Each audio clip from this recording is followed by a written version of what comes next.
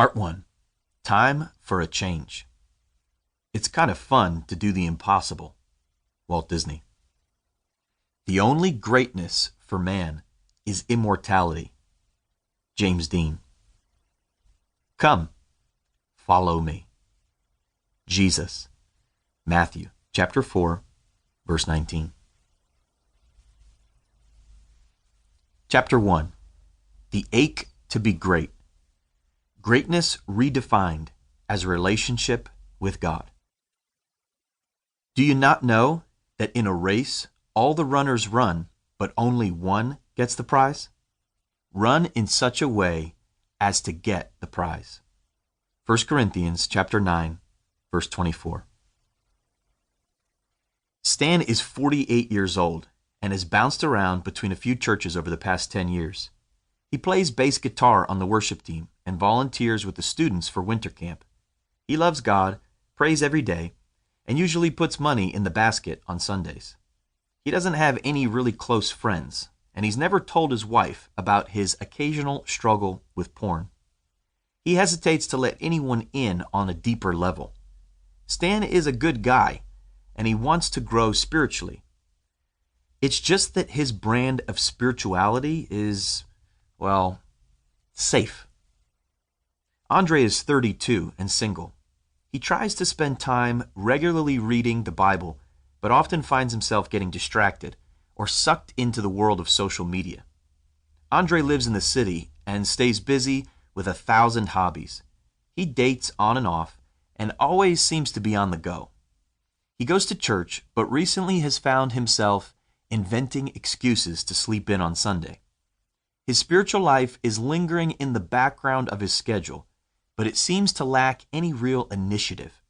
He believes in Jesus, but the fire in his eyes is pretty dim. He does the things that Christians do, but underneath the routine, Andre is, well, bored. Monica is 28 and the mother of 2 little kids. She runs from preschool to gymnastics and rarely has a moment when someone isn't crying or pooping. She fell in love with Jesus when she was in college and even dreamed of moving to the mission field one day, but then she met her husband and adjusted the plan. Those days of big dreams and excitement on a global scale feel like a lifetime ago. Monica talks to God in the margins of her chaotic days, and her faith feels, well, ordinary. Have you ever imagined yourself being a part of something really significant? Have you ever written down a dream or a prayer that feels 1,000 miles out of reach? There's something inside all of us that desires more. We can't completely escape the feeling, but it seems that life often distracts us from directly pursuing the dream. Things pile up, and plans change.